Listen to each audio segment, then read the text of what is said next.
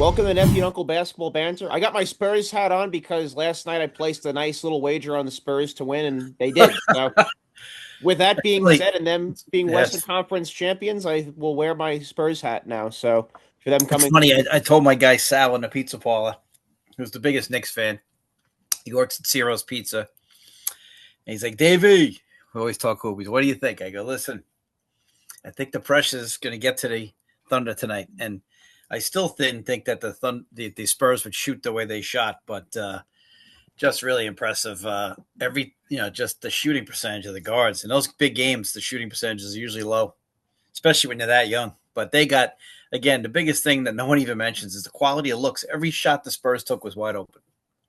well, that was the thing early on. You could just tell they were in a great flow offensively or from early on. And when that happens and you're the home team and it's a game seven, you're a little worried there because you're like, how do we get the faucet turned off here? Yeah, yeah, it was really just oh my god, it was just But we have an anomaly though, again, yeah, this time where we have a game seven team, the home team winds up losing. We had it yeah, with the Boston Celtics, with the 76ers this year, and now we have it again with the Spurs sure, with Oklahoma City Thunder. I think that's the only other one, right? With it, was there another? Cleveland, I think, with Toronto, right? Cleveland wrapped it up on their home floor, I believe. yep, yep, they did, And Detroit and Orlando, or Detroit wound up winning their game seven at home. Yeah, so I mean you had four yeah, game sevens and two of them were in defeat on their home floor. So yeah, they were. 77% historically in that regard. But Yep, this right here, I think it comes down to I know you've talked about it throughout our show since we've started, where injuries can affect the NBA playoffs. And you can't every tell me year. not having AJ Mitchell and Jalen Williams is the difference in this game. Oh yeah, AJ Mitchell is the bigger difference. Even because don't forget, J Dubs is a third team All NBA player. So and look back in history, I've never seen a team win without their second and third leading scorer. And the fact that Mitchell's even more important in a subtle way, he brings the ball up, takes all the pressure off SGA. SGA's fresher. He can run shit for him when he's off the ball, which it's easier to score when you don't have the ball. But the basketball world has just become so primitive with just filled narratives. It's really lacks intelligence. And no one even mentioned it like, oh, they should just win. Well, he had no J Dub and no Mitchell. But then again, they benefited last year. Halliburton hits his first couple of threes. Four shots, 4 for 4. He started from the Yeah, floor. I mean, he's a guy that's capable of winning that game. He's nuts enough to do that on the road. He'll take the whole gym on and fight them all one on one. He's crazy. So he's like the guy Gordon played with, Sam Light. He'll just take on the crowd, and the crowd gets him better. But just again, the NBA Finals, we could go back and I could just give you, the Warriors benefited a couple of times, and it hurt them against the Raptors.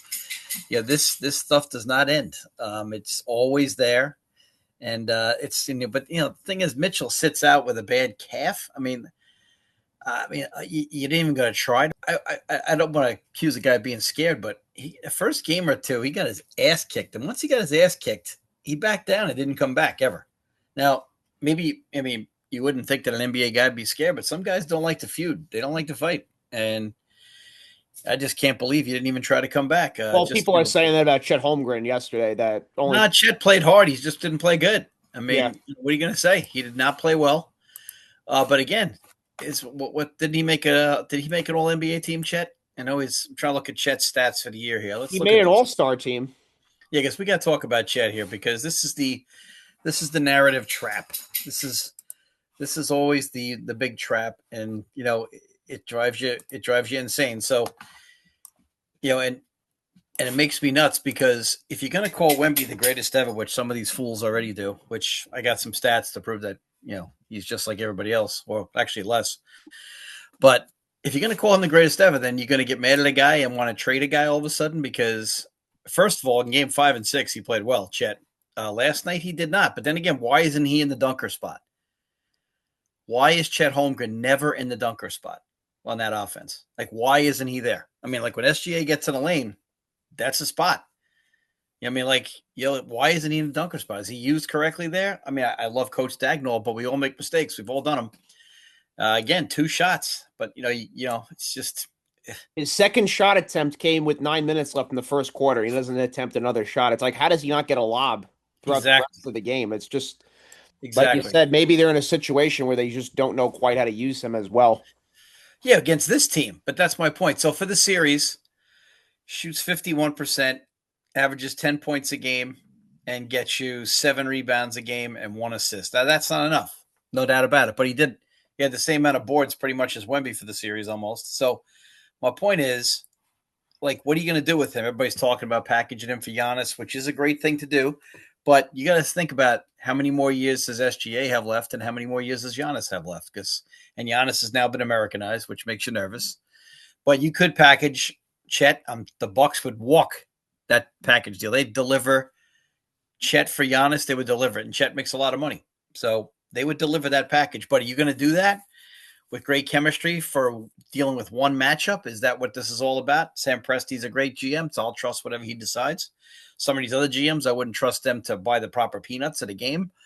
But obviously the Thunder GM knows what he's doing. I mean, do you want to make that move or not? I mean, do you want to shop this guy around because it's all of a sudden we're going to blame Chet? So SGA even said after with the press conference that he had his like exit, he says that he trusts Presti to do. Obviously, you have to. I mean, this guy's done great things. So he's the best GM in the league right now. It's not even close. yeah, I mean, you have to give this guy maybe a chance to come back. You got to Yeah, I make mean, sure if you can get a deal like that, then obviously you can't pass that up. But they can do it. They got the more resource thing. But which Giannis are you getting? Are you getting bitch Giannis this year? Or are you getting Giannis from 4 or 5 years ago? Plus, you have to remember they have that 12th and 17th pick in this year's NBA draft. I mean, that's a lot of capital then for them to expend. Sure.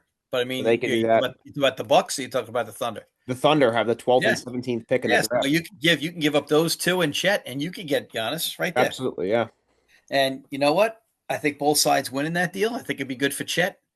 But at the same time, does Giannis upset the apple cart, like chemistry wise? This stuff where you're late to games. I mean, Well, that would have to change if he was on this squad for sure. I don't think that's how they're doing business. But there's also this team reminded me of the Milwaukee 22 team, where if Middleton doesn't get hurt, I think they repeat.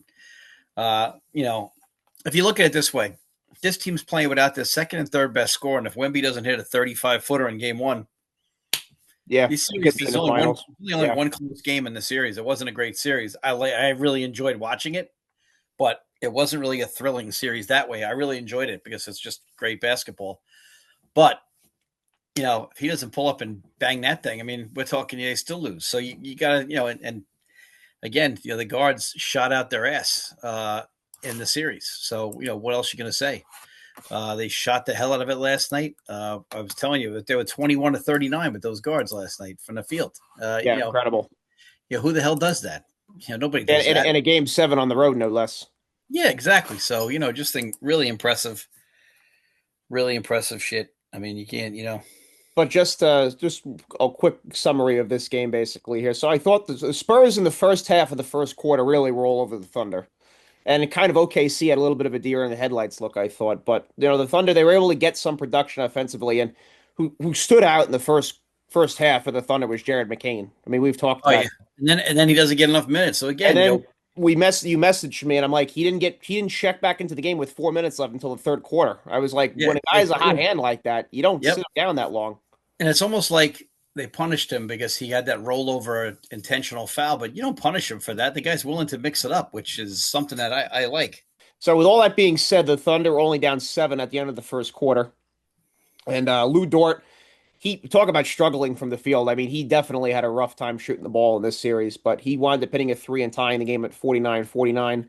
He was bad last night. Caruso wasn't his best either. Yeah, well, I told you when we said it in our text thread. I'm like, between Caruso, Holmgren, and Dort, you had to get 30 points, and between the three of them, you only got 19. Well, look at Dort last night, 1 for 4. You got your two guard being 1 for 4. He's not getting rebounds. He's not getting steals. Wallace was pretty good last night. I don't think that he got enough shots. When you're 6 for 10, I got to find out. McCain was 5 for 12 at 23 minutes.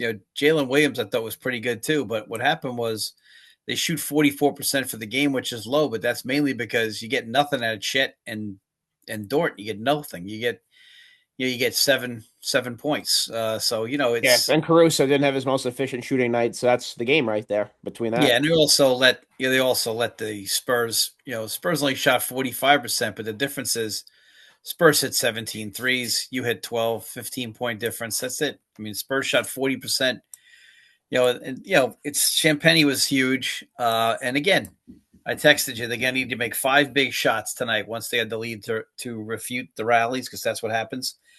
And every time, and a couple of times, the Thunder caught them and passed them. Right before the first half ended, I thought that was the biggest 7-0 run of the game. I texted you. I thought the Thunder Yeah, were they were going to down. They were down 4. Then all of a sudden, that 7-0 win. run let's Yep. put them up So 3. to That me, was the momentum right there. Yep. and then they had the other little run there, that little 8-0 run there. And that doesn't win you the game. But what I mean when I say that game's over is that when you're down 2, without that run, you'd be down 10, you'd lose. And if you're up 3, without that run, you'd been down 4, so you lose. But if you're up 10, without that run, which they were, you'd be up 3. So those little runs there, they don't seal the game for you, but those points are banked. So later, you didn't miss those points in that little run there. So if you don't get that little 7-0 run at the end of the half, this is a 1-point game last night, and who knows what happens. So that's the point. So those little banked points, those easy little runs there, make games, and that's what the great 80s Lakers teams would do to you. I've always said this: you play even for 46 minutes, they get you twice for 10-0, and you lose by 20. And I've seen it a million times. And so De'Aaron Fox was huge. Dylan Harper is a freaking Oh my stud. Lord! I mean, talk about big shot making. Yes, last night. My Well, he's a goodness, great finisher. Keldon Johnson is he finally had had a some good huge series to shots. Yep. shooting. He doesn't play enough. He plays 16 minutes. He's the sixth man. I think in the Knicks series he'll play more because the wings of the Knicks they're just tough as nails. And So Luke Cornett maybe had the play of the game with the block on Hartenstein yes, when that they're was down. a huge play. I've always liked Cornette. They have some good depth there. Castle was solid. 6 assists again. The turnovers though, that's gonna be a problem. But again, it's just Wemby 22-7. But again, the narrative is just so. I mean, these next 2 weeks are really tough. If you're a really knowledgeable basketball fan, these next 2 weeks are tough, unless you're a Knicks fan or a Spur fan. Because if you live in here in New York, WFAN for years has never had a basketball brain on the whole thing. I mean, they used to think Mike Francesa was, that's just laughable. The guy who thought that.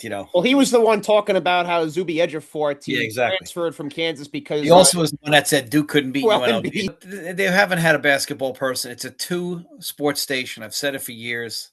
The talent on the station is way down. There isn't no talent on the station. The bottom line, though, is it's just primitive basketball analysis, and so the real primitive fan calls WFAN for advice and gets more primitive. And so all you're going to hear about is now Jalen Brunson's the greatest Knick of all time, which I'm going to fucking throw up on myself. And I love Jalen Brunson, but he's not. Walt Frazier went 36-19 in a game 7 versus Jerry West. All right. So when you do that, you let me know. Okay. And when you win a second title, then we'll talk again. All right. So you got to understand, like, people are just such idiots for history. And the fan pages on these social media websites just make you dumber. I read the NBA greatest thing I'm a member of that group on Facebook. These posts are just moronic. Every day it's arguing who's better, Michael Well, I Jordan mean, or we've LeBron had some James. ridiculous ones on those pages. Like I said, someone posted that Donovan Mitchell was better than Tim Duncan. I mean, you have just Yeah, insane it's type of just, stuff. you obviously should be banned from the page. I'm feeling like we got to start a page and just we'll be the admin and we'll just ban people who just if you're we'll call it the no retarded page. I don't care if it's a bad word or not. It's just ridiculous. We got to start a Yeah. page because it just drives me crazy. Well, we'll use this name because it is just insane and there's no perspective. So again, for me, this is really just listening to this makes me want to root against the Knicks. But then at the same time, they're going to tell me how good Wembanyama is, which he's great. He's a freak. But then you're going to make you root against him. So between the two things I'm going to listen to. Well, it's one of those things. It's not even either team's fault. It's just No, nausea from just the pundits, it's the basically Derek talking Jeter about the thing. whole thing. Yeah, yeah, Derek Jeter yeah. was on deck when that winning run scored. Yeah, so I mean, they would show Derek Jeter in the dugout during a rally like he had something to do with it. Yeah. The agenda is just the narrative in media today. It just kills any intelligent Well, they discussion. want you to believe what we're seeing right now is the best to ever do it. Yeah, And so let will me be. explain something to you. So I just did a brief little thing. So Wemby's a center. We'll call him a center, okay? Well, Shaquille O'Neal So says he's a center as well. So you yeah, got to absolutely. of the Big So Man let's Alliance. so now Wemby's a very talented player. Now, how old is he? 22? 22. Yep. Okay, great. So let's go back. Akeem Olajuwon's first conference final. It's against Kareem. Okay, a team that's the defending champs and has won 3 in 5 years at the time. So let's just focus on that for a second, shall we? His first final. Okay, this is what he averages for the final against Kareem Abdul-Jabbar. Okay, and a one of the longest teams in history. He had a 6'9" point guard, a 6'10" power forward, a 6'9" small forward. It was ridiculous. He averages 31, 11.2 rebounds, and 4 blocks a game. Now, isn't it Wemby like supposedly the all-time best defender that we're not even allowed to talk about, right? Anybody else? So Wemby was soft on the boards in several games this series. Okay, he pops out too much. So Hakeem, 31, 11, and 4. Now, Wemby shot 48% for the series. Hakeem shot 53% for his series. He's doing it against Kareem. Right. Now, I love Chet. I love Hartenstein. It's not Kareem. Okay, so let's just stop that right there. Kareem's first series, okay, in 1971, it's against the Lakers. All right, it's Wilt. 25, 17 rebounds against Wilt and 4.6 assists per game. Insane. Now, let's do Shaq.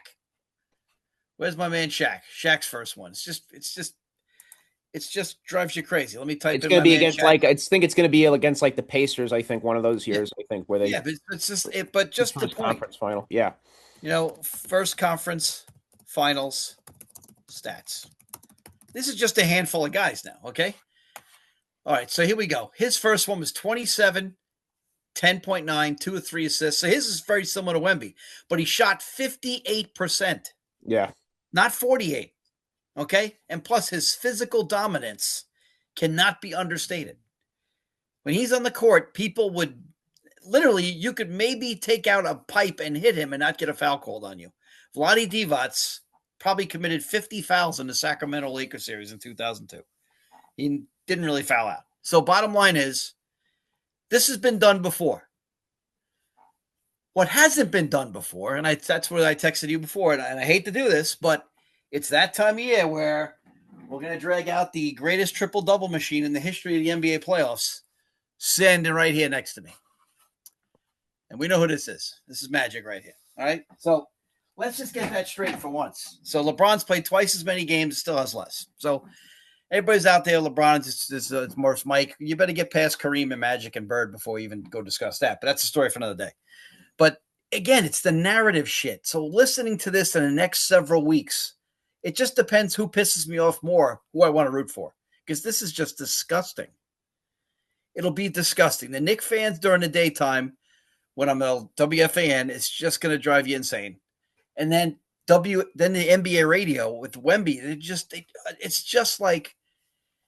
it's just unbelievable. Like, we're going to hear, and no one's even mentioned it. They're missing a second and third leading scorer.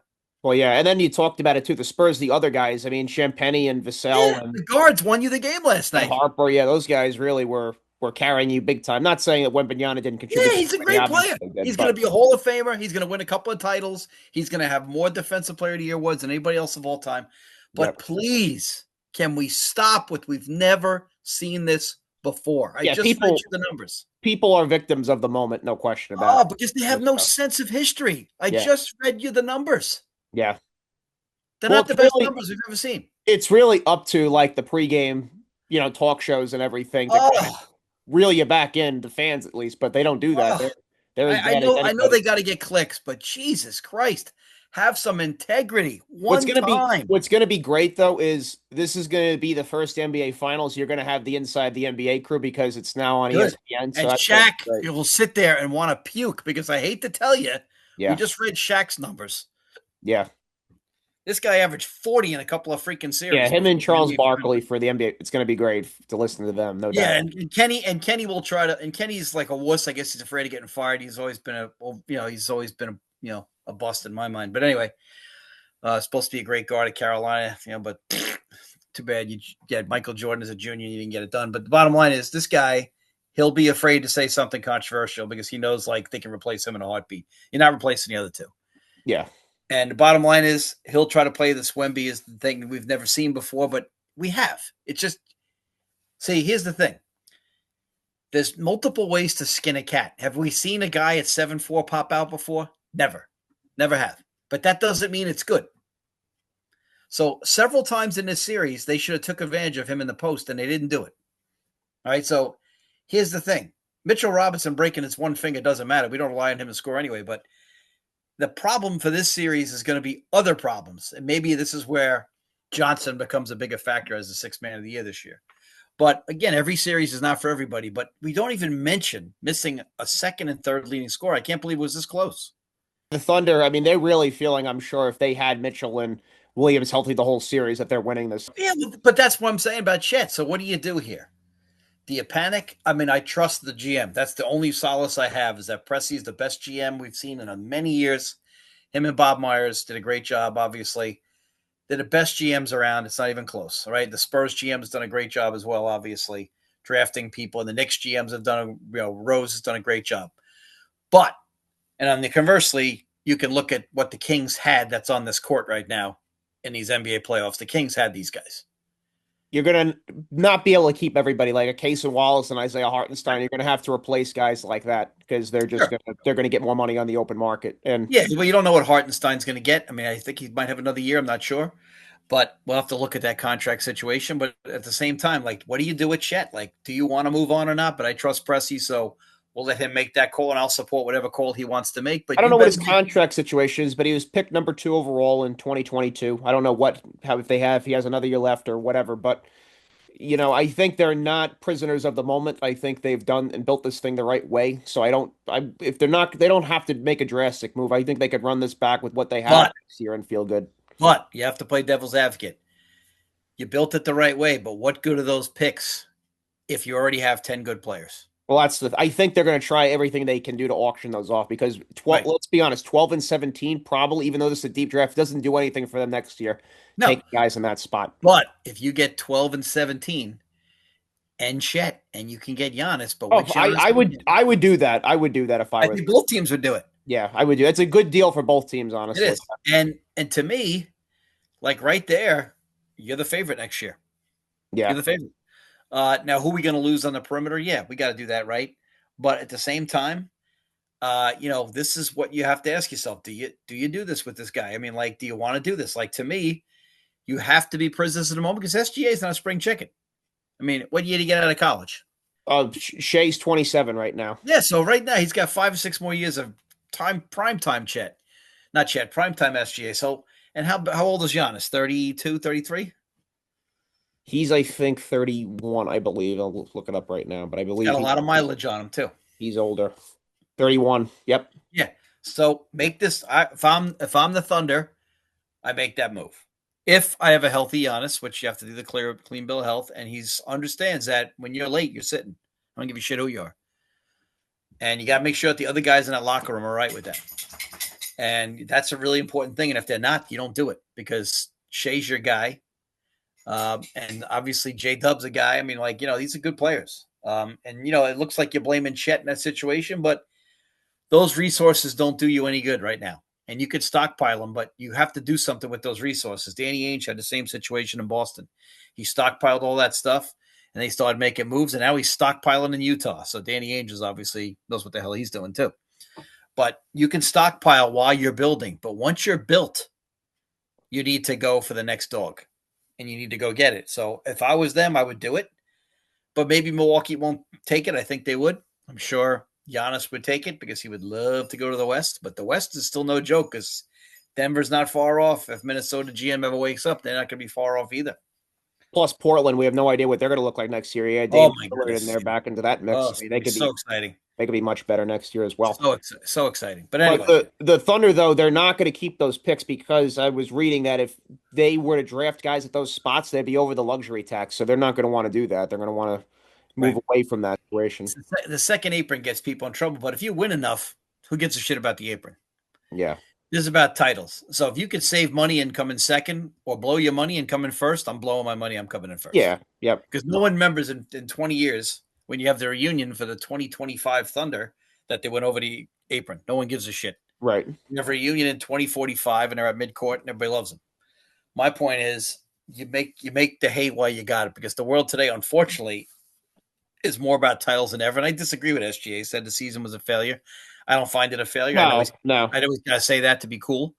I don't think it was a failure. I do like Giannis's answer better way back, and he gets a lot of shit. Yeah, that was one of the best answers ever that you could give on a situation. Yeah, because some years like it's like the crap that Brown's getting because he said it was enjoyable. It was enjoyable because they weren't expected. When you do something when you're not expected to, it is enjoyable. I've been there. Yeah. It's enjoyable. And when you're the best team, it is not enjoyable until you win. '05 St. Anthony's, I thought we were the best team all summer. I was like, we got the best backcourt in the state. Everybody laughed. But there's a lot of pressure when the ball's rolling on the floor and it's a tie game. And you're playing St. Dom's at freaking Hofstra, and you got to win the damn game. And the ball's rolling on the floor. Thank God Kolakowski grabs it because that was a lot of pressure there. You want to win the game. You're the best team. You know you should win. Yep. And that's what happens.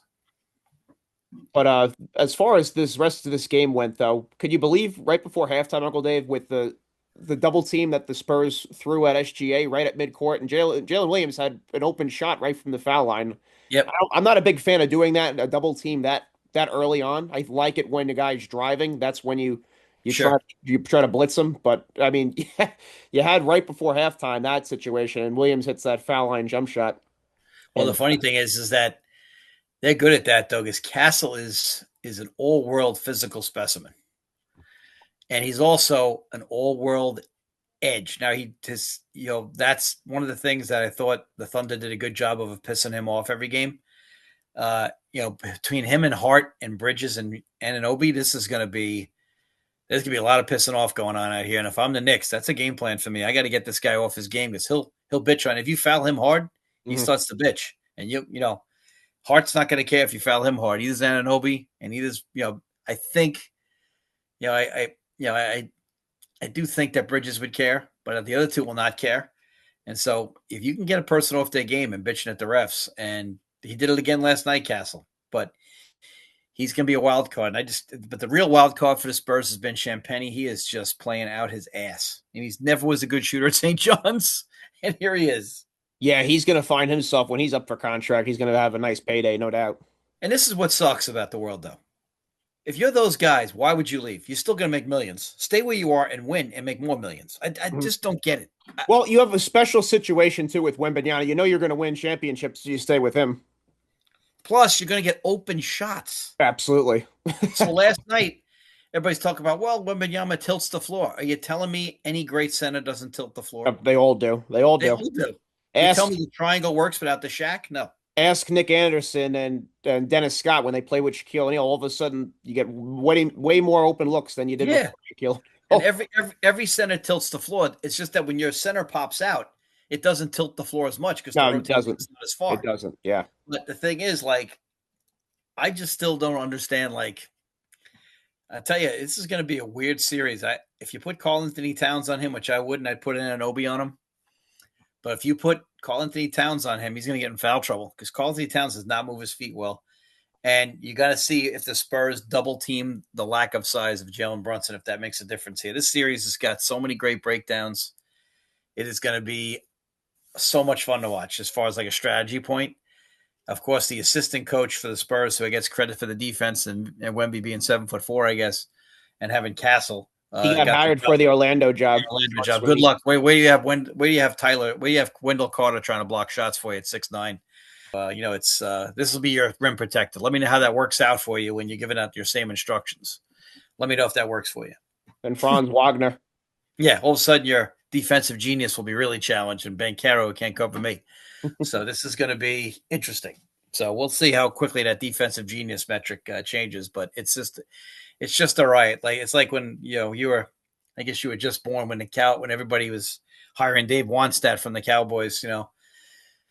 Norv Turner from the Cowboys. They had Emmitt Smith, Moose Johnston, the best offensive line in history of the game, Troy Aikman, Michael Irvin, and Harper. And you wonder why they're good on offense? Now we got the flavor of the moment. We'll see, like I said, we'll see the defensive metric when Wendell Carter is your center and doesn't play defense. But then like you said, right before half, it was so huge though. The Spurs wind up going down 3, but then they have that 7-0 run to put themselves up 4. So De'Aaron Fox is a clutch 3-point shot. Yep. Cuts the lead down to 1, so it's 52-53. Then the Spurs, they get an open court steal on Shai Gilgeous-Alexander, and then Keldon Johnson has a drive to the bucket. So the Spurs wind up going up 54-53. Then Wembanyama, he gets the ball on the post. He has a beautiful pivot and a turnaround shot, makes it, and goes up 56-53. So Spurs wind up being up 3 points at halftime. And Wembanyama only in the first half, Uncle Dave, only 10 points for him. Yeah, well, he's got 22 for the game. He's not getting enough shots. I still don't think he's getting enough shots. Like, you can't tell me that if we just set a cross screen and have him come across. If they want to front him, we go over the top. You can't front him. Second half, Dylan Harper had one of the best shots of the night. He had a pull-up shot over Caruso on the right Yep. wing, which I mean, Yep. and Caruso was right on him. And then the next play, he drives down the middle of the lane and then kicks it out to Champagny, and he hits a three, and that gives the Spurs Every shot was so open. Shot yep, quality. was so open. Yep. Every shot was swing, shoot, swing, shoot. It was textbook, but they're open gets to the tilt to the floor. And the bad news is that if you look at shot quality, they had their feet set on almost every shot last night. And then Caruso misses the bunny. Hardenstein gets blocked. Feet set, Uh, Uncle Dave, and also a clear look at the bucket too. yeah, nobody's near you. And Yeah. Chet misses a tip in. I mean, you got this. I don't know how the Thunder. You look at the quality of looks the Thunder got last night. They weren't quality looks. They were guarded so well. I mean, SGA hit shots last night. His buckets were all tough, contested fadeaways. Yes, there's no easy shots. So if you Right. put Giannis out there, again, Giannis doesn't really help him as much as we might think. Giannis just helps on the other end, guarding Wemby, but he doesn't really help him on the offensive end because Giannis is, he's going to want to pop out too. But at the same time, just getting J Dub back would be a huge thing for them. I'm sure you'll probably lose Mitchell. I don't know what his deal was. You'll probably lose a guy like that. But again, this is what we've always talked about. The Mavericks had many better teams than the one that finally won it. Do you break shit up too quick, or do you sit there? Now, like I said, Presti's very bright, so he'll sit back and think about it. But today's world, we break shit up too quick. So do you want to break it up? I mean, you got to see who the free agents are. Obviously, I haven't looked at the Thunder free agents yet. But your philosophy can't be to overreact. You got to give it a couple of days to marinate. The draft is in a month. Think about it. You can't do anything till July 1st anyway. The best free agent out there is really Reeves. You don't want that. He's too slow. It doesn't fit your mode. So, I'm telling you, sit back, think about it, think what you can get out of 12 and 17. Now, you could get a guy like Mara at 12, 7'3" Michigan kid to be a good backup. But the point is, you could get a lot of good players at 12 and 17, but nobody that's going to, maybe change the total game for you. Depends really what they want to do with those picks and what how aggressive do they want to be in free agency and with a trade. Like Yeah, SGA gave Presti his blessing, so you have to figure that they're going to do what they want to do now. So sure. And don't forget, Presti went and got SGA, so obviously, he has to be trusted. And you know what? He's obviously a very good player. So you can't worry about it. I think he's going to do a good job, but it's just this is you just can't overreact here, and people are going to flip out. no, yeah, but I mean online and on social media, obviously that's not a good metric for what to do things, but people were burying him pretty good. But Well, that's the problem. Like if you always the old expression is if you're listening to the fans, you're going to become one of them. I was thinking this guy's been a good steady player for them all season. He made an all-star team. Yeah, you can't just go by one game, even though it was obviously the biggest game of the year. You can't just throw away that with the whole season. But with the 8 minute mark, Uncle Dave, to the 5 minute mark in the third quarter, the Spurs went on a 16-2 run, which is one of those that you said that they absolutely every time the Thunder had a little bit of a run, the Spurs had a great answer. So that was a huge Yeah, point for them winning the game. Foul on SGA on a corner jump shot, Wembanyama, which one of the rare fouls that he got on the night with him taking a jump shot. yeah. And then SGA, he drew a foul on a 3-point shot, which I didn't think was a foul. I don't know if you thought that was the one where he pump faked No, it. I didn't think it was a foul, but they've been giving that call since Harden ruined the game with that freaking Yeah, move. they got us. I hate that call to jumping into. I can't stand looking at that. But yeah, SGA and The rule used to be whoever initiated the contact got the foul, but so unfortunately, then Keldon no. Johnson fouls Caruso going for a rebound. So the Thunder wind up getting 7 free throws and 3 trips up and down the floor. Yep, yep. So that was a huge few possessions. Yeah, then also you had a great challenge on Darian Fox drive with a Caruso foul. That challenge was successful, so that was a big play. They didn't score after the challenge, but they scored the next possession after that challenge. That was a Yes, they wild did. situation. But they had two different chances. They took the lead in the third quarter That's again. when Jalen Williams hit that big three on the Yep, left-hand corner over yep, Wembanyama. yep. And as the shot clock was expiring, so the Spurs only at that point have a 2-point lead. Well, that's the situation where you look at Wallace and Dort now, and you have to say to yourself, Wallace has progressed where Dort has not. And so you Jason thank Wallace Dort. had a huge game last Yeah, night. you thank Dort for his time, and you move on. He'll always have a role. He's a great guy. I love Dort, but Wallace is a guy that's progressed. He's a reliable shooter now. He's become a reliable shooter. He can do what Dort does, and so that's what you do. That's when you can try to save some money here or there. and see what you could do. Everybody loves Dort. He'll find a job somewhere. He'd be perfect on a team like the Celtics, who doesn't defend on the perimeter with the exception of White. But at the same time, like, you could always find a role with a guy like that. But on that team where you're thinking about winning, Wallace might have to take his spot in that starting lineup. Well, you're not going to be able to keep all these guys, and Right. Case And Wallace you're gonna have to definitely. find it. Yeah, you're gonna have to. We'll definitely have a show once the season ends about Case some of these. Wallace is an elite defender, and he's proven to be more than Yeah, serviceable reliable shooter. offensive player. So Yeah, now much you're much gonna better shooter than Dort. right. So you're gonna definitely try to retain him. But Yes. I mean, this is where the game was really picking up at this point here, and really entertaining to watch. They had Jared McCain off a great pull up shot off a curl on a Yep. screen. I mean, that was where he was coming off Yep. He went to on exile. the. I played 23 minutes, but his minutes were too late after a while. That game was halfway. Yeah, they were chasing at that point when they put him back in. Like, I don't Yeah, know. I just didn't like the rotation because nobody else was making shots. yeah, it was at the 4 minute mark when he came back in. Yeah, I know you don't want to do Caruso and all, but at this, you want to take him out, and I get that. But there was one point when they're down like 6 and they have a chance, and I'm thinking, why? I even texted you. I said, well, why is McCain off the Yeah, floor? this guy's just too good of a shooter to leave out. Nah, he's got one of the best 5 shooters in the league. I know his stats don't say that because he doesn't play enough, but that's a guy that you have to take a look at. I guess he's still on his rookie deal, so they have him for another year at least. So that's good. But at the Plus, he same came in the time, middle of the season. To have him for a whole off season, I think he'll have a bigger yeah, role next year, no yeah, he doubt. can make his TikTok videos from Oklahoma Right. and with his strange stuff, but he can play and he can shoot it, and that's a commodity that he's not a bit. He's better defended than people think, and he also rebounds. I'll tell you, it's Vinny Johnson. It's the microwave. Yep. That's who he is. Then you had Just a stretch. You had a Keldon Johnson 3-point make. Then Cason Wallace answered back with another three, and then Johnson hit another three out of the corner to give the Spurs a 5-point lead. I mean, Keldon Johnson last night. I mean, he really, great. That's the best game we played all series, I yeah, thought. he really, I mean, was huge for them last night. And then Darian Fox had a step back three to make it a 9-point game. Cason Wallace answers back with another three. Then Wembanyama had a step back three.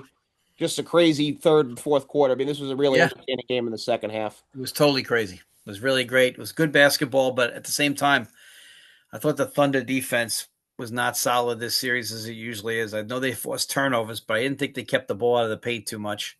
And I still didn't think they understood that Wemby, you got to force him left, and every time he spins back to his right. But yeah, if we're picking it up, watching with the naked eye and not having a film and writing it down, how do they not pick it up? Again, you got Yeah. 8 million guys on your bench. Yeah, I know. Getting paid handsomely as well. Oh, yeah. I thought this was the real big turning point in the game. Well, Keldon Johnson, he got a layup off a Caruso missed drive, and Yep. Champagne hit him in stride beautifully. Yep. Cross court, and that pass, he had a left-handed layup there, which I thought was really a big play. Yeah. And this was a point where the Spurs, this could have went either way, where Hartenstein, he got an N1 dunk. SGA gave him a slip pass, and Wembanyama picked up his 5th foul. Yep. And it was only an 8-point game. And I thought they did the right thing. I thought Mitch Johnson, you got to leave him out there. At that point, I'm like, I'm not taking him out and having the lead evaporate, then sticking him back out there. You just Right. hope he Right. does not foul out and you hold on to the lead. Yeah, he took him out for about a minute, I think, or 40 seconds. Right. And then he put him right back in, which is good. Sometimes you just want to tell a guy, remember, you can't assume that they understand. So you tell them, hey, Right. just no stupid You fouls here. just have to sit him down and reiterate it. But then that's when the Luke Cornett block happened on Isaiah Hartenstein, which that was only a 6-point game. I mean, if they score there, it's only 4 cut points. that to 4 in that crowd. But every time they answer with big plays, and you got to give them credit when a young team answers like that. It's pretty crazy. So again, so everybody's going to talk about dynasty now because they're young. But I like to warn you that, like SGA said last night, really hard to repeat, and your body doesn't cooperate on those played. You played. Well, how about this? This is the 8th straight year now we're going to have a new NBA champion. And this is like the 70s, where the 70s were a lot like this for different reasons, obviously, but very hard to repeat. And that shows you, again, there's 2 things you could look at. Well, and also the other problem is today is that the regular season has less meaning than it's ever had before. And you can see that by the fact that, like next year, if you're the Spurs, my winning formula, if I'm the Spurs next year, is I don't play any of my guys more than 36 minutes a night because it really doesn't matter anymore with the regular season. So my point is, even though they're young, I would tell each one of them, you're only playing 36 minutes a game next year. I'll find a second 5 to play, the other 12, and you guys are rested. Nobody's going 40 minutes. And with today's game, you can do this because it doesn't really matter if the Spurs are the 2 or the 3 or the 4. And because the regular season doesn't matter, because today the team that pushes gets a 1 or a 2 seed, like we've talked about. That's the worst 2 seeds roster on the Celtics I ever saw in my life. And we thought they would lose, and they did. Well, Joe And that's Mazzulla it. got Coach of the Year, and rightfully so, being a two seed Absolutely. with that Absolutely. roster. Yeah, But you know that in the playoffs, the cream comes to the top. And now I've scouted you again for a week, 2 yeah. weeks. Well, bottom line is you can be a hustler and a pusher.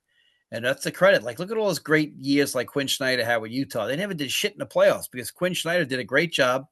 He didn't have that superstar Those were again. overachieving teams. Yeah, Yeah. It's like those Belichick teams where they went 12-4 and they lose in the first round. People go, what happened? Well, they weren't that good. They went 12-4 because well, of I him. tell that to people about the Jerry Sloan Utah Jazz with Stockton Yeah. Malone. I mean, John Yeah. Stockton's not a scorer. Karl Malone's an all-time great player, but besides those two, your third best player is Jeff Hornacek. I mean, Yeah. And Byron Russell. I mean, give me a fucking break. Antoine Carr and Greg Ostertag. I mean, that's not a great team. No, and those teams never had enough athleticism. That's why they Don't get me lost. wrong. I appreciate those guys. I mean, they Yeah, were very good, but I'm yeah, saying yeah, like yeah. they weren't the most talented. I mean, the Those Bulls were teams were much not more. athletic enough to beat the Bulls, and that was the Yeah. difference. Never I went mean, out and got to athletes. even get out of the West at that time too, when you had the Supersonics and the Suns. You took Kukoc off the Bulls and gave him to the Jazz, they would have won. But they Yeah, didn't it's have enough just help. it's Just didn't just have enough help. they just didn't have enough thoroughbreds on their side. No, and That's the really Bulls what it team, came that down team to. could play the passing lane. Yeah, And so the bottom line is like, sometimes you overachieve. It's like those Duke teams of Greg Paulus. Those teams are awful. yeah, I mean, that McRoberts and Paulus, nice players, but Jesus Christ, I mean, like, how are they 28-6? They had no foot speed. yeah. Like those Jazz teams, I think they played the Bulls as well as they could have. Honestly, Yeah, I really like, think what are you supposed to do? right, right, And right. and again, it's like, so the regular season today is less meaning than ever because no one pushes that hard. And what happens is you see all this crazy, crazy, crazy stuff. But I think that the Spurs next year, that's really got to be your way to preserve because the Spurs to this year are going to make a run where they play 20 extra games at least. And so, you're in a tough situation. And what they do, they played, I think they won in 5, then they won in 6, that's 11, and then they won in 7, that's 18. So they're going to play a minimum of 22 more games here. That's another 25%.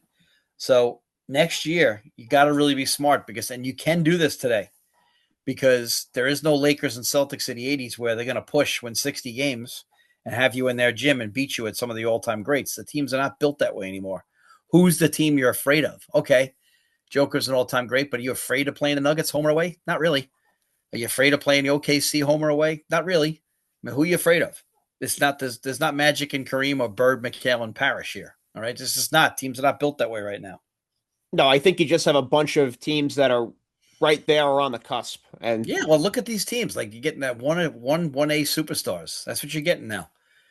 Yeah, that's why. And I'd have to say that the best part about this playoffs is that the KD, Steph Curry, LeBron shit is done. yeah, it's done. Yeah, And I appreciate them. KD, all-time world scorer.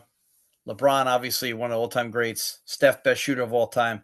But it became such a drama fest and a fucking disgrace with lack of knowledge of history, the way we talked about those guys too. And it just got so tired of it. So tired of it. And so it's just such a great thing the last several years to have none of those guys involved. It really is. It really is. And that's why if you're the Warriors, you try to run this shit back, you're stupid. That you're never making another run in that conference. You the break only that way shit you down. have a LeBron or a KD type of story next year is if they latch on and they're the Exactly. number 3 guy on another team. That's the only way. Exactly. And that's would be fun to watch because we've seen that with other great players. Bob McAdoo with the Lakers. Guy led the NBA in scoring a couple of times. This guy went to the Lakers and became a backup center. All right. And he And won on a a couple much, of much games. lesser role, like Gary Payton, he joined Yep. the '06 Heat and he won a championship. You're going to have a situation like that. Yeah, absolutely. So if you're KD can still fill it up. So can LeBron because there's no defense anymore. But I'm just like, if you're the Warriors, I hate to say it, you can get Jimmy Butler and Giannis, you ain't winning shit. You ain't winning shit. You got Jimmy Butler, who we've shown in the last couple of years a lot of warts. Draymond is Draymond, but you're not winning shit. And you could put Pazinski out there and get a bunch of lacrosse players. You ain't winning shit. And if you're going to keep running back that same old tired ass formula where you just get smaller with guys who spread it out and shoot, this isn't Northern Iowa versus Kansas. This is a 7-game series. Yeah. The last couple of years, the Warriors haven't even gotten a sniff. You're getting bounced. So bottom line is you're getting your ass. Last year was a disgrace when Draymond's trying to guard fucking center. I mean, it just doesn't work. Right. So at the same time, like if you're gonna run that shit back, I don't care if you get Giannis or LeBron, you're not winning. You're not better than those two teams we just saw. You're not better than Denver even, and Denver's got some warts. So like if you're the Warriors, I break that shit up altogether, and I play for the 5-year game in 5 years. All right, maybe the Thunder are almost gone, and the Spurs will probably be tired. So that's what you got to play for. It's like when you were in the damn division with the Yankees during that great run they had in the late '90s. You just got to know that you got to play the long game. But after the Luke Cornett chase down block on Hartenstein, this is really big plays that happened for the Spurs. Champagny Sure. hit a step back three. And then you had the Dylan Harper. He had a put back off of rebounds. Yep. That really sealed the game then. It was Yeah. 107, 101. And you know what? This possession from the Thunder, yeah, SGA, he had a step back three and he shot an air ball. I can't believe they didn't set him a high screen or a dribble Yep. handoff. The three guys passed up an open jump shot to possession before that. Yeah, I just thought I did not like that possession because that was the possession they needed to score. They needed to score and Yeah. make that either 103 or 104 to Yep. 107. But you had a crazy type of game here though, where the Spurs just made big plays when they had to. So you have to give them credit. But something this is like a great stat though. De'Aaron Fox was 3 of 7 in Game 7 from three. The rest of the series he was 2 of 15. So he Yeah. saved the best for last. Yeah. You're absolutely right. And You're the absolutely Spurs right. But wind up taking that game yesterday. he's a freaking stud. But you know what's funny? He's had a bad playoff so far. I know he's not been healthy, but Jesus, I mean, he really stepped up at the right time because he's a difference maker for them. They got to have him because you know what? He's the guy with experience. And again, think about what the Kings gave up. Look who's on the floor in these series here. So Halliburton last year's in the finals. Fox is in the finals this year. Like, like you're the Kings for a reason. And that's why. Here's a note, Uncle Dave, you might want to know. Daryl Morey, he cut Champagny to sign Matt McClung. So Yeah, there's for the that. dunk contest. Yeah. Yeah. So there's that. Daryl Yeah. Morey. Well, and Champagny Oh my lord. really so steady, just really That's what I'm big. But saying. again, Just a steady hand, this guy. I mean, he just looked well, you really knew if good he out there. played, you knew if he played, for certain when you play for certain guys, people know if you're going to play hard or not. Now, Champagny, I think, missed the Bettino years, if I'm not mistaken. I'm not sure, but I think he did at St. John's. But at the same time, like I really feel like some guys, if they're going to play hard, and Champagny is a big, long guy. He can shoot it. He's strong. He fits that mold perfectly. He'll be one of those guys that he'll be like Mario Ellie, for Christ's sake, that the freaking Rockets had. He'll just sit there in the corner, he'll jay you to death, and he'll hit a shot, he'll make a steal. He's a good role player, and he's appreciative of his role, and he's excited to be in his role. And you can't beat those guys. Those guys make you win championships. We know Wemby's going to be the man. We understand that. But at the same time, like a guy like Champagny was huge in this series. Really play well. Mitch Johnson becomes the fourth youngest coach Yeah, I'm to. surprised he's not the youngest. He looks like he's about 10 years old. Yeah. He comes the fourth youngest coach to go to the NBA Finals. So Yeah, it's a great look for the Spurs as far as hiring him now. That obviously has paid out to be a very good move. sure. And it also Sure. helps that you have guys like R.C. Buford and Greg Popovich still in the mix with the franchise. Sure. They can whisper in your ear. Absolutely. So that helps them tremendously as well. Yep. But now, as far as we move over, Uncle Dave, to the NBA Finals now, what do you think is the story or the things that you have to look out for as it pertains to this matchup between the Knicks and the Spurs? Oh gosh, there's so many. So, for example, let's just start with I'll from give the you mine. Spurs. I think Karl Anthony Towns' foul trouble situation to me is Yeah, like a top five. and here's the other thing: Karl Anthony Towns mentally has been fragile over the years. Sometimes this might be a guy that could make him fragile, just because in his ears, all he's hearing is Wemby, Wemby, Wemby. Karl Anthony Towns doesn't even mention. He won't even be mentioned this week. He won't be mentioned, and all you're hearing about is Wemby, Wemby, Wemby. Now, Cat is a mature man now, so maybe this is the turning point for his career where he just takes over. I just don't think he's quick enough to do that. I will say though that Wemby has to, if Wemby covers him, Karl Anthony Towns hits 40% of his threes. This isn't Chet you're covering here. This guy is gonna fucking fill it up, and Cat doesn't give a shit. He's gonna shoot it. Yeah. So I think that from that perspective, it's about Hart and Bridges mostly. I also think Alvarado has to play a role in this series because I'm telling you right now, the Spurs guards are going to wear down Brunson. If you don't get him a blow a couple of times, these guys are picking you up full. They're fucking athletic as shit. They're long. They're going to double Brunson to get the ball out of his hands a lot. And I hate to say it, but I know game one we say all the time is the biggest overreaction. I think game one in this series is fucking enormous because the Knicks are going to do one of two things here. They're either going to be rusty like they were in game one versus the Cavs, and even though they won, they shot like shit. But this is a totally different level of team they're playing. How are they going to react? Is this going to be for you guys out there that played the AAU reaction for the first 10 minutes when you're playing a team from Baltimore? Or the first 10 minutes when you're playing a team from Canada and you get behind by 10 points because you're shocked? Where you're like, holy shit, yeah, And you spend the rest of the game and you play them even, you lose by 10 yeah. because you weren't adjusted to that level.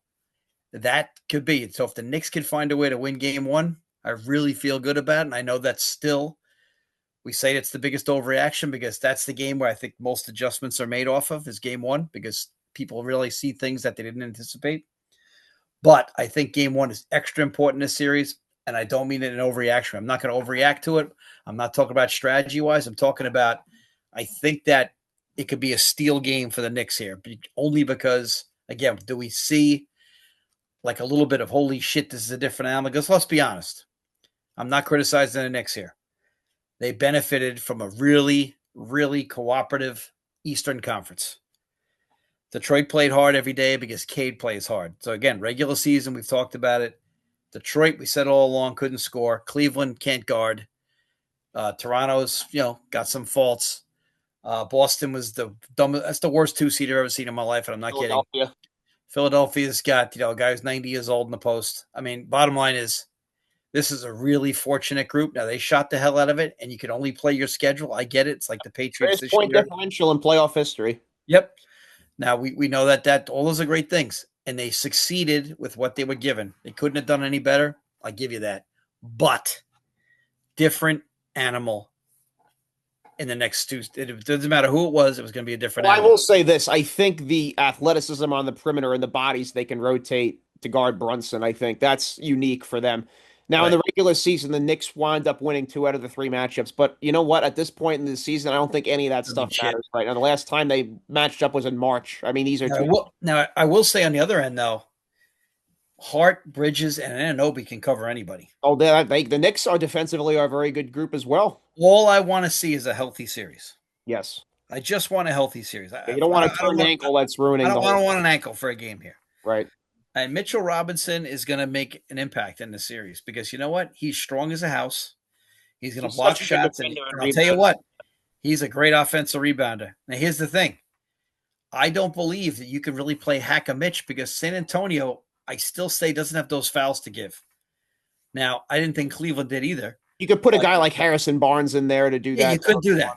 If you're going to do that, you could definitely do it. Barnes might have to come into play in this series. You might have to use him a little more. He is a 6'9", 6'10" guy. He did get some minutes yesterday. Yeah, he needs a good 15 minutes a night. I think he could do some things.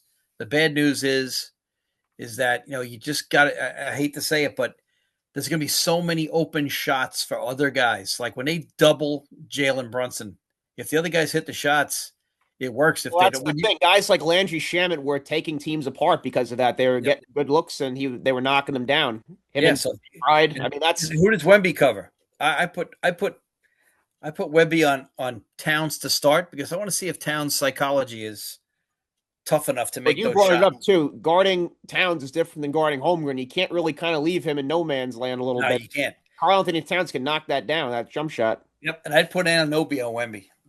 I would. They're going to try. I think they're going to rotate. He's going to get some Hart. He's going to get some Anunoby. Then they might do Towns a few possessions. They're going to rotate different looks on him. Yeah. But also, I think a situation that is not being talked about a whole lot. Mike Brown, I mean, you want to talk about finals experience as an assistant Oh or a my head God. coach. He's been in the finals in 2003, 2007, 2017, 2018, 2019, 2022, and now 2026. So him coming into this as far as an experienced coach, that might play some dividends for the Knicks as well. I mean, Yeah. this guy as a head coach and an assistant has a lot of seasoning. So this is something that could also help the Knicks when it comes to this coaching battle. But Mitch Johnson being his first NBA Finals, you never know what to expect in some of these Yeah. coaching decisions Yeah. and matchups. But obviously, what helps him is he was a part of a culture all these years, even though they didn't go to the playoffs all those years so that he was there as an assistant to still have great Did a pop. great job. I love Mike Brown though because he was he's done a good job, but he did a good job with the Lakers. He did a good job with the Kings. Yeah, well, he got shafted by the Kings. There's no doubt. I mean, you took away his goddamn team. What the hell did you want this guy? It's quite a shock because he's a guy that's been bounced around and like I don't know. I mean, again, I totally forgot about this. So the Kings had a coach and two players in the last 2, 3. I mean, just key people, and you wonder why the Kings are the Kings. Yeah. I mean, seriously, like Well, they also had Tyrese Halliburton. yeah, that's what I'm saying. You had Halliburton, you had freaking Fox, and you had this coach. So again, and Monk is buried somewhere. So bottom line is, you are what you are, and it's not hard to look in the mirror. And if you're the damn Kings owner, you need to go get a fucking GM. Because this is bullshit. You were not far off a couple of years ago. You lost a 7-game series to the Warriors, and all of a sudden you shit the bed. I mean, where are they now? Yeah, And well, look what you did here. Look what you did here. I just never seen a GM like I've seen this year. Just good and bad. Just incredibly bad or incredibly good.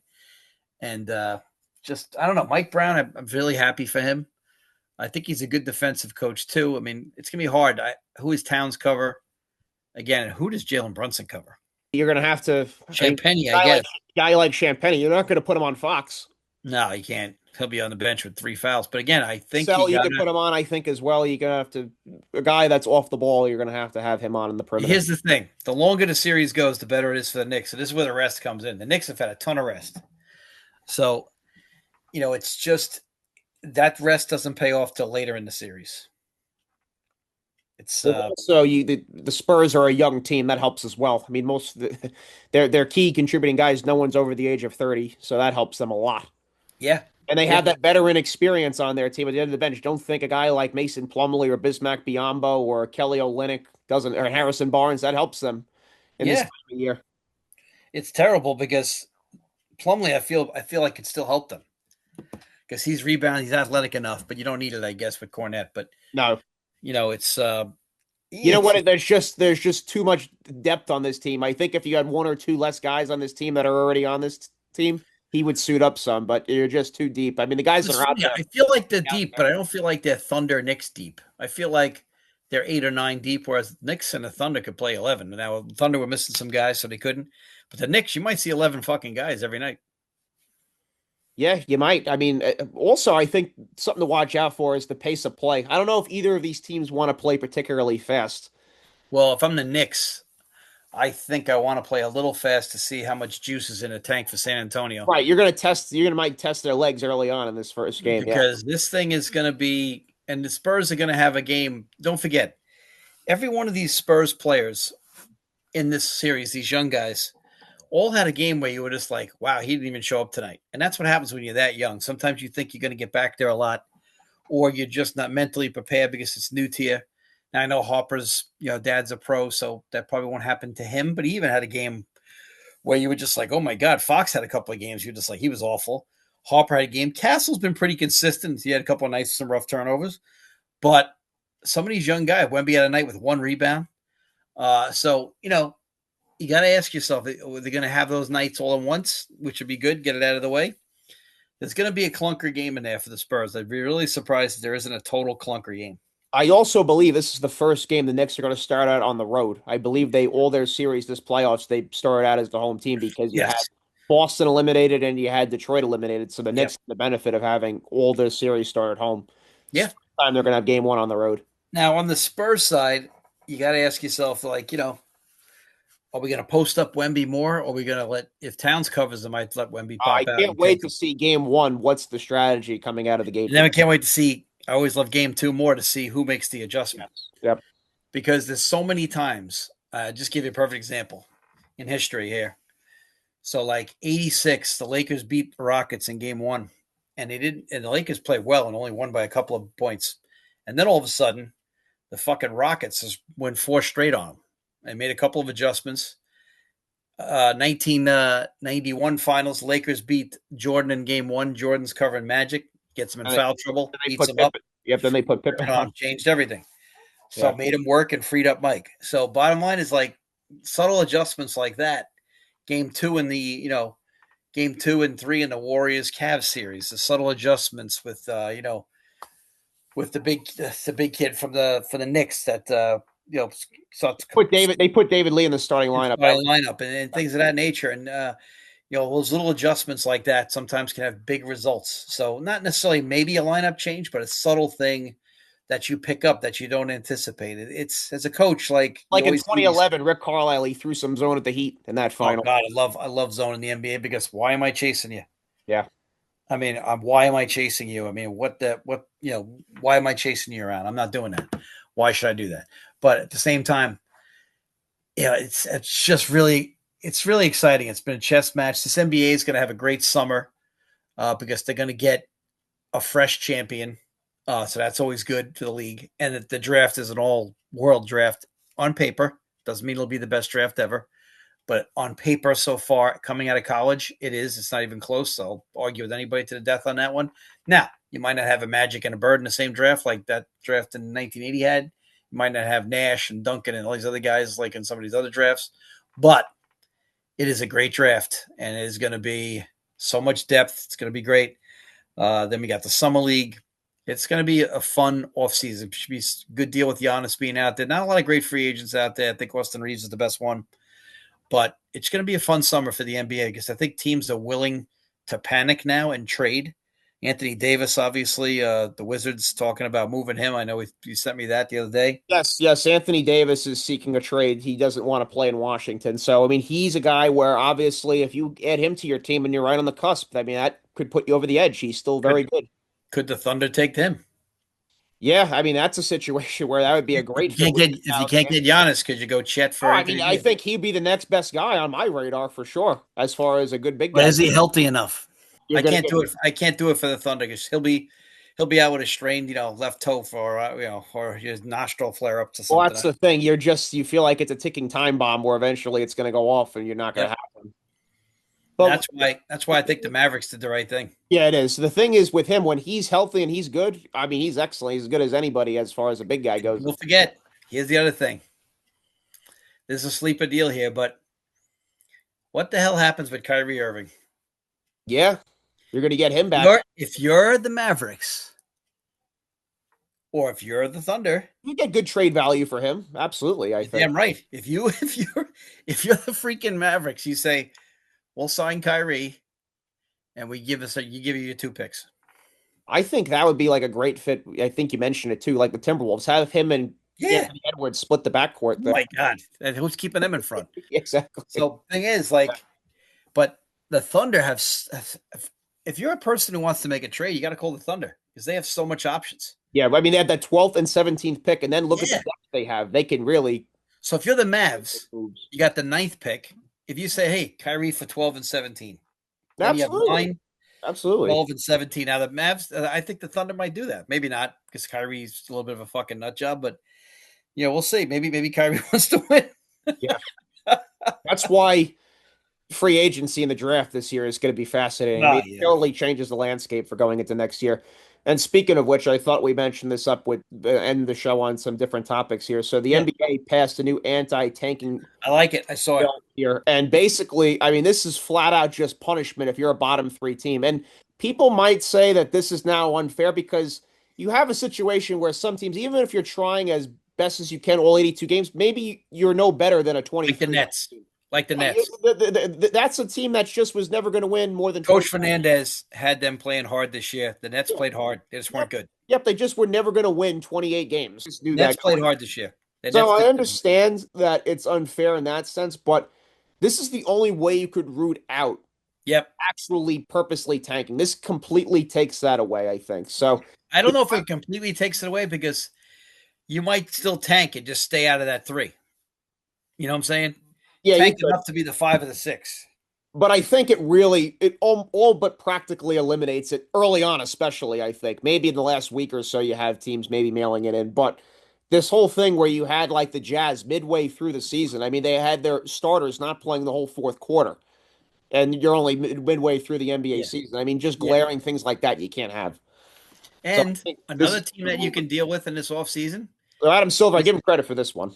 is the Jazz. You can deal with the Jazz. The Jazz have a little bit of a surplus right now. Well, we talked about it. Jared Jackson and Laurie Markkinen, Will Kessler, Yep. their I'm front. not giving Jackson away. Yeah, I cannot believe Memphis let that son of a bitch out the door. yeah. That's one of the best 10 players in the league. It's not even close. I mean, he's one of the best 6 or 7 players in the Well, league. that's why Utah, you look what they can do. If they can get a free agent and they get that number one pick and you get the Bansta, I mean, that could be a live Yeah. dog next year. But the other thing is, the funny thing is, I was thinking today, the only negative for the NBA right now, I was thinking about this. You can make an argument that the best starting 5 in the NBA are all foreigners. Yeah. Giannis Wemby, Antetokounmpo, Nikola Wemby, Jokic, Giannis, Shai Luca, Gilgeous-Alexander. and Joker. Yeah. Shai's from Canada. So That's he's not good. I hate to say it. Take a good look around, man. It's totally different. You can make an argument now. I wouldn't. I know I'm not anti-Luca, but I can't stand a guy who doesn't play anything on the other end. I just can't do it. But you can make an argument. He's top 5 in this league. There's no doubt about it. oh yeah, I mean, it's just his scoring Yeah, production. But exactly. But the I thing is, think like, think about it.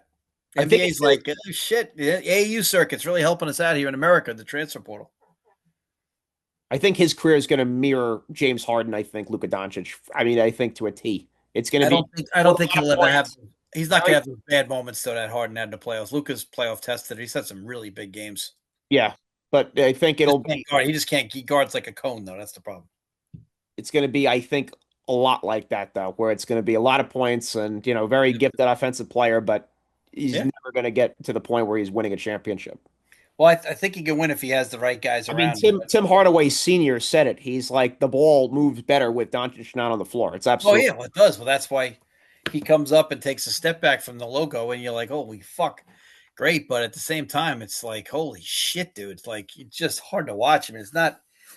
That's why again, the ball dominant shit, the usage rate just drives me crazy. I think it's one of the most underrated stats. I mean, if you just look at the efficiency, like, I mean, LeBron James, boing, boing, boing, gets a basket. Michael Jordan, catch and go. yeah, It's a total different game. yeah. Totally. Now, again, one guy allowed himself to be coached, and we got him the ball on the move. We've talked about this 1,000 times. You get that ball on the move on a down screen or a cross screen. We got you going here. You don't have to work as hard. No, absolutely. It's a lot harder to catch the ball stationary and then make a move rather than getting it. Yeah. And these guys are boing, boing, boing. And then, like, you get a guy like Steph Castle on you, boing shit's over. Yeah. He's a freaking beast. I mean, you got to keep him under control, but he's a guy that's he's rough. I mean, I don't know. It's going to be such a good year for the NBA, but like I said, that one thing about the American-born players is kind of weird. Adam Silver was asked about flopping being an issue in the NBA, and he says it's not an issue. Bullshit. It's not an issue. I don't think it's just something that's been going on for 100 years. Yeah. Reggie Miller said it best when he was on Dan Patrick's show. He said the players aren't calling their own fouls. It's the referee's job, and that's right. My job is to sell the shit. Yeah. Earl Monroe was the first guy to get you up in the air and jump into you. He's called a facial. Marv Albert, he's called a facial. Go back and watch YouTube clips. Earl Monroe was that first guy to get you up and jump into you. He's the first guy to ever do that.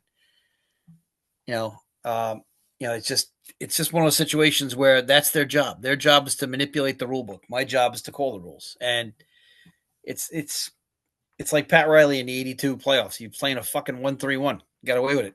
I will say there is a great buzz, and it's really refreshing to see. You have a new crop of faces coming up in the NBA, and it feels like people are really engaged, I think, and watching right now. I think it's really a good time for the NBA. And like you said, I think it's great that you're now having that, and you don't have a Kevin Durant or a LeBron James or a Steph Curry in the finals or the conference final even. You still have that. I think it's fantastic. Game is, and that's my point. On the social media sites, some of these guys, I mean, it's like it's LeBron James 48 hours a day.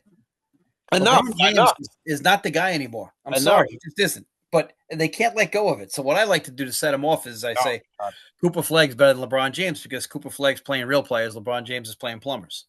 And they go, what do you mean? I go, what do you mean what I mean? You said the same shit. Now your guy's 41. My guy's 19. So fuck you now. How do you like it? We got to stop that stuff. It's totally ridiculous. It's so insane. It's time to let that shit go. And it's so beautiful that they're not the face of the league anymore. Like I always say to people, you think you're bigger than the game like LeBron James because the game always moves on. It does. Doesn't stop for you. It goes on beyond you. No one's bigger than the game.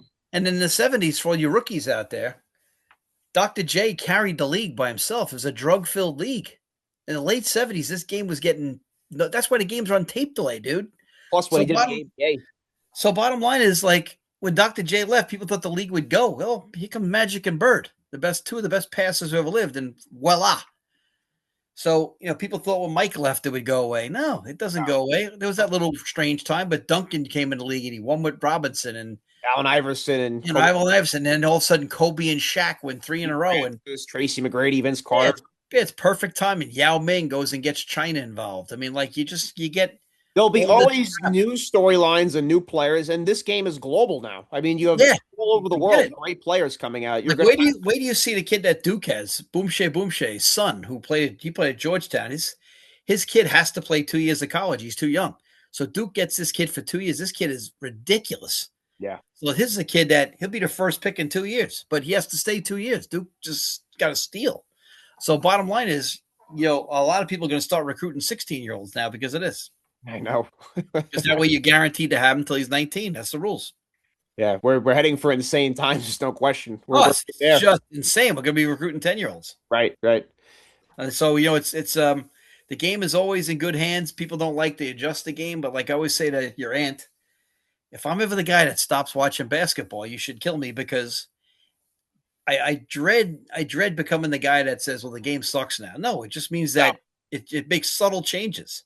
Yep. And that's the beauty of it. The only way I would give up watching is if they fundamentally changed the game and made it just like a circus show, like ridiculous people talking about hitting a 4-point shot. I mean, if they do stuff like that, then we're playing NBA All-Star Weekend. Right, exactly. Then it's not basketball. Now, sure, the defense in the league sucks, but what you saw in the last 2 weeks, though, is guys getting the ball out of the best players' hands. And for the last 15 years, we haven't seen that. When was the last time you saw 2 guys run at LeBron? I mean, you're watching these NBA. Nobody did it. Nobody did it to him. None of these coaches thought to do this. Yeah, there's defending going on in the playoffs. There's no doubt. Yeah, now people are like, I'm running 2 guys at your best player. Screw you. When did anybody do that to LeBron? Oh, my God. He's going to throw it to J.R. Smith? Yeah, you welcome that. You live with that every time. I mean, come on, dude. Like, it makes you do something you don't want to do. I would do the same thing with Luka. He don't want to give it up. He's a freaking pig. Double him. So, the game is way more defensive strategy in the postseason. Yeah, but the game goes. Yeah, but nobody was doing that for 15 years. The game goes through cycles, and some of the stuff comes back. So, now all of a sudden you see the big guys are starting to make a little subtle comeback here. You're seeing rim protectors again. You're seeing they're not the classic big guys, but Joker's one of the best players in the league, and so is Wemby now. So all of a sudden you're seeing 2 big guys come back, whereas for years the wings were the best players. Yeah, and I mean, guys look at the Knicks. I mean, you have guys like Towns and Mitchell Robinson on the Wolves. You have Rudy Gobert. Right. So now you see the 2 of the best 3 players in the league are 7-footers. So, and that's a damn good thing. It's good to see that back because in the early years it was dominated by that. Yeah. But then all of a sudden, David Robinson, Duncan start to age out, and then LeBron and KD are the best players, and Steph Curry's the best. It goes through ebbs and flows. But that's my point. We have a quote here, Uncle Dave, from Donovan Mitchell that I don't know what to make of this, but he said he basically, so Donovan Mitchell defends James Harden, saying that LeBron James and Michael Jordan also struggled on big stages. Oh, I think that's a quote he might want to have back. I think with LeBron James and Michael Jordan, I don't think you compare what they did in postseason compared. I could say that. I could say this. James Harden's 36, by the way. And this is a fact. LeBron James had some awful shooting percentages in some games. Against the Warriors, he put up those big numbers, but if you look at his usage rate and stuff, he was shooting 38%. I know he had to do it because he was the only guy on the floor. Michael Jordan did have some very big volume shooting stats sometimes in the finals. 15 of 38 games. Yep, he'd have games like that. But then again, allowed to play defense back then. You're allowed to hand check. You're allowed to put 2 hands on the guy. You're allowed to do all those things. Totally different time. Today, before the play in the regular season, you can just put up crazy numbers because everybody just goes under on the screen because everybody's afraid of these, bullshit soft tissue injuries. So it's just a situation where the game is different. So if I ever give up watching all these sports, someone needs to end my life because I'm not me anymore. Then you should just stick me in the ground because I don't know how you don't watch this shit anymore. It's still a great game. You just have to understand it, it be flexible. So but the NBA, I think is going to do really well in the ratings this series because you got a big market team and you got Wemby.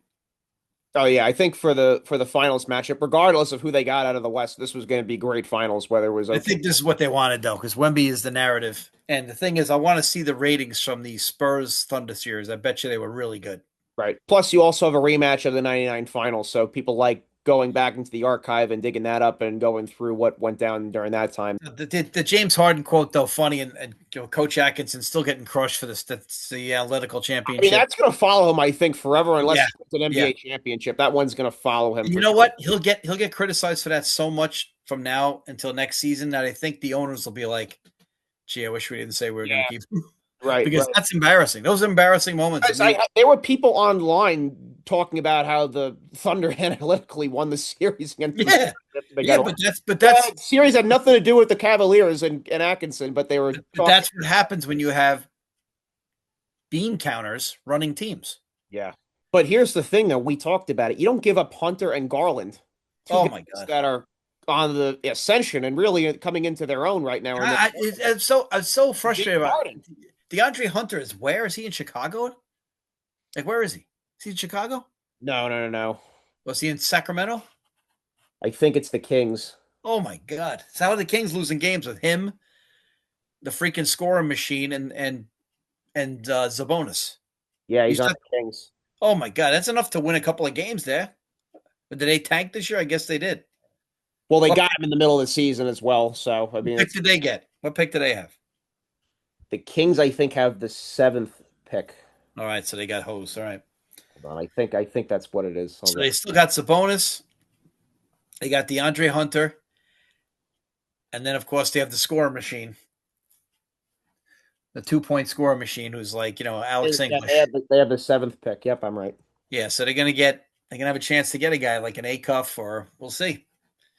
Supposedly the Nets are taking Acuff. Well, that would be great, especially in Brooklyn. Oh God, You pay a ticket to watch him. New York guards. Oh Yeah, my God, yeah, he's yeah. not a New York guard, but people in New York People loves will a love good. him though. People love ball handlers in the city. Oh my goodness! Plus, like I said, you want to go under the screen. You're giving up 40. You're gonna give up 60 one night to him. You're gonna get Talking 60 one night next year. talking about the foreign born dominance, the last American born MVP was in 2018, James Harden.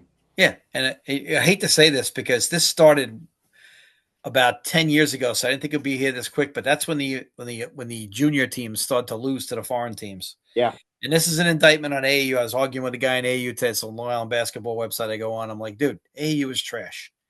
I'm like, AAU is trash because 99% of the kids all across the country, 99% of the kids never will play college.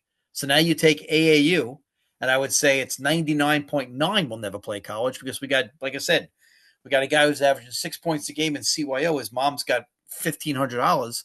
So all of a sudden he's an AAU player, and you say there's no exposure. Who the fuck is going to that tournament? It used to meant if you were an AAU player, you were You're a like good fucking yeah, player. you were legit. You were yeah, exactly. You if you were on a travel team, you were a legit player. Now it's you just pay the fee and you're on the team. Well, that's my point. 1992, there's three AAU programs in New York that were legit. And there's only one team for each grade at that Right. time. It was the That's it. Gauchos, it was Riverside Church, and it was the Long Island Panthers.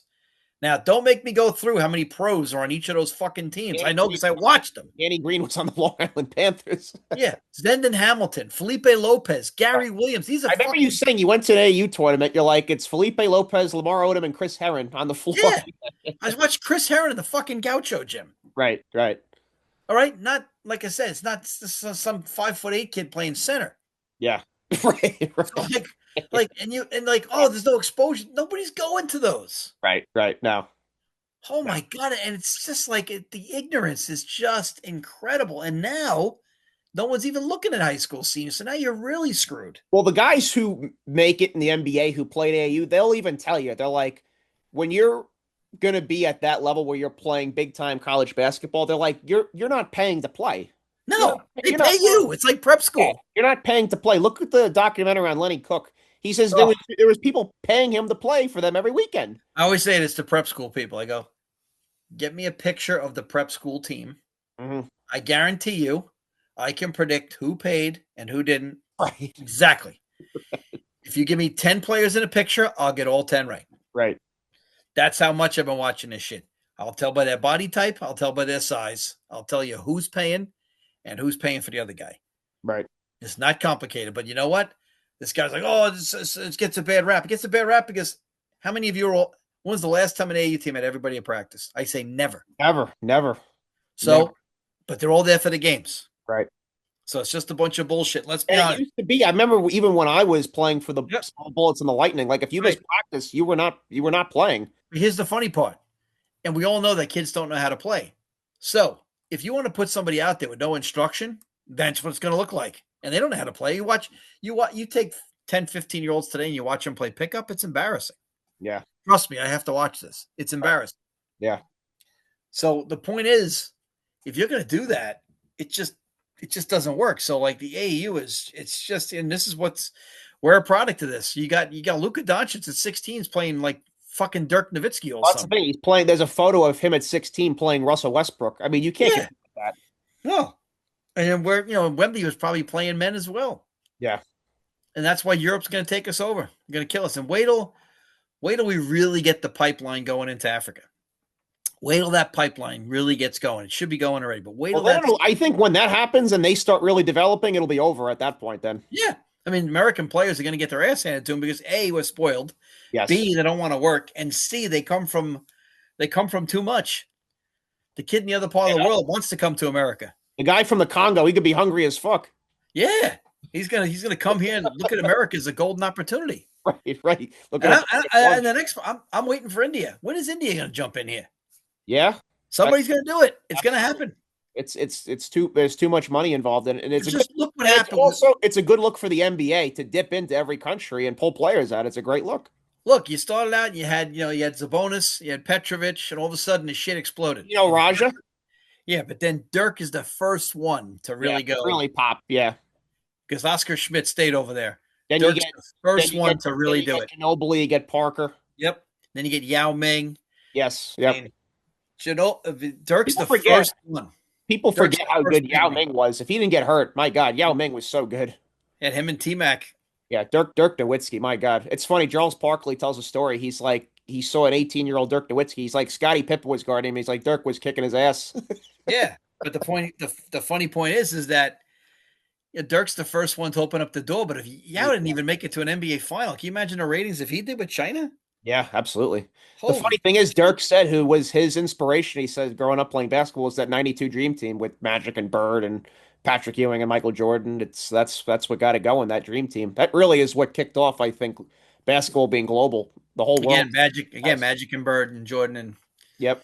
It's just all these guys should give them a part of their salary. Absolutely, yeah. That's really because you know what? When Magic and Bird came in, the past became functional again.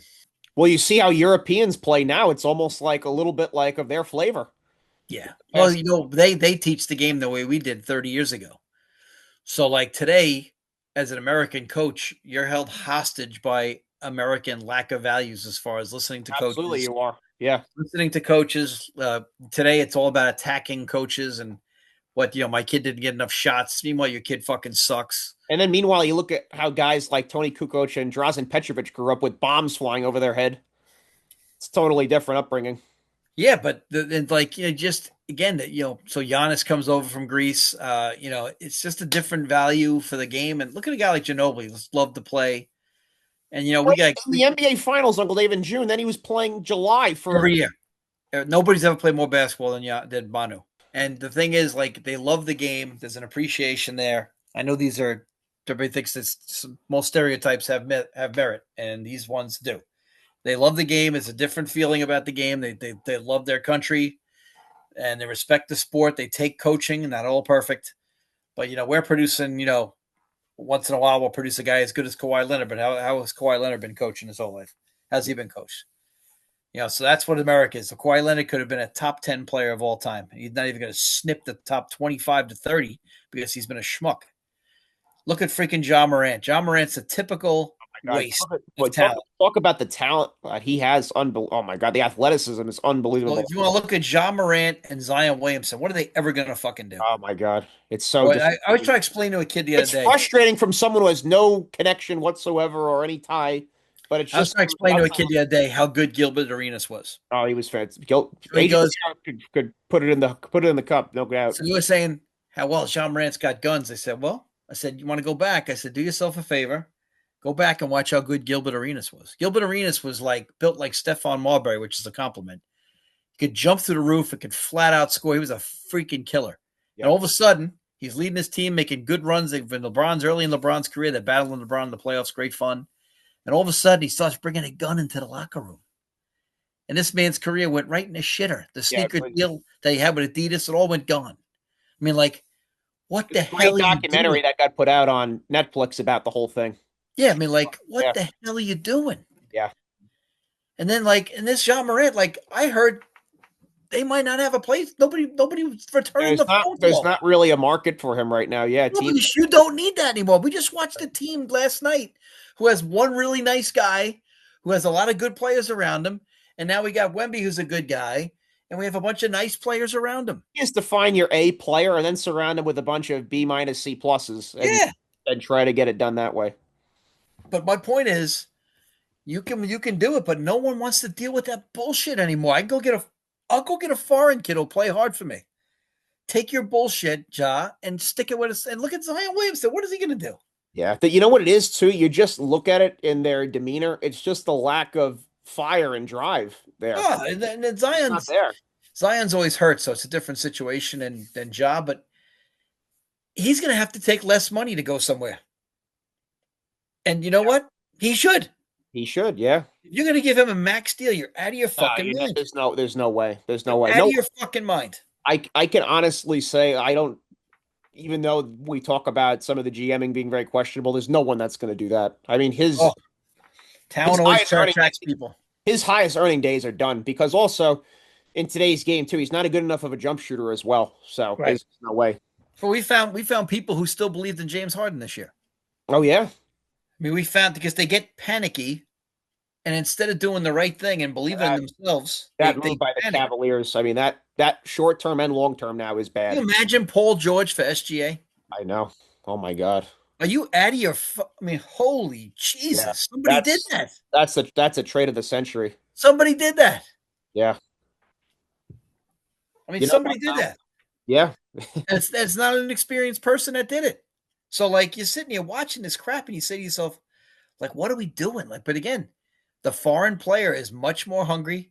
Now, there used to be the rap was they were soft, but nobody plays defense anymore anyway in the regular season, so you don't have to worry about it. You don't have to, yeah, you don't even consider that now, right? Seven teams that have won the Western Conference this century. So from 2000 to 2026, Wow. only seven teams have done it. The Lakers have done it eight times, the Warriors six times, Right. the Spurs six times, Mm-hmm. the Thunder twice, the Yep. Mavericks three times, the Nuggets once, and the Suns once.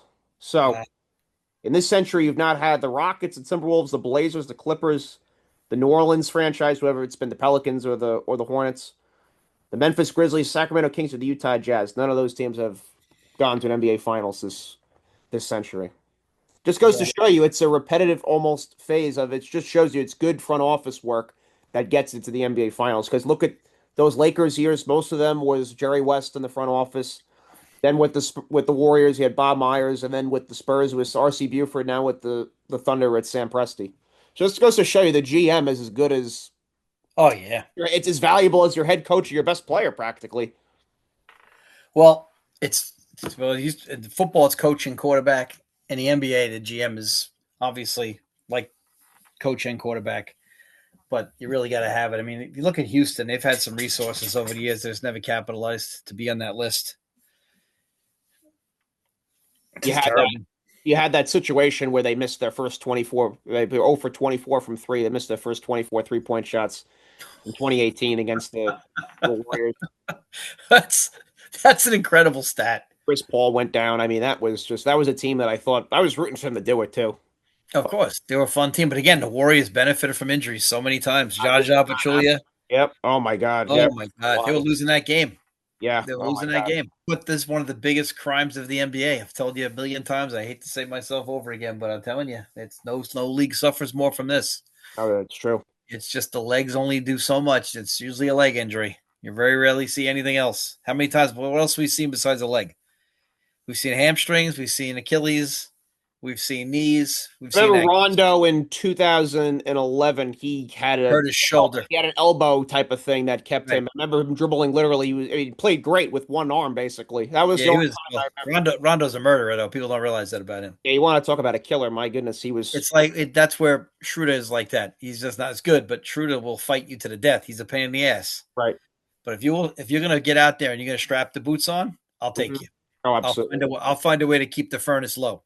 And No, then when the game starts, I'll let the furnace I mean, burn. I'm thinking of backup point guards. I mean, he's the guy I want on my team. There's no Yeah, doubt. because I'll let him. I'll when he comes in. Like the thing I'm happy to see, like we just said before, when your backups come in, let him empty the tank. Pick up full. I said to one of my guys in spring league, I said, "Listen, dude, There's you're no gonna come off pacing it. the bench. Once you Yeah, get up there, don't save it. Go get right. him. Yeah, yeah. Kick his Let it ass. all out. Kick his Yeah. ass. It's in a situation where it's 2018 LeBron, where you have to kind of pace yourself a little bit because you're playing 46 minutes. Oh God, Put it all out there. I hear you. We'll wrap it up there, though. That's all, folks. All right. Live long and prosper. May the force be with you. Later.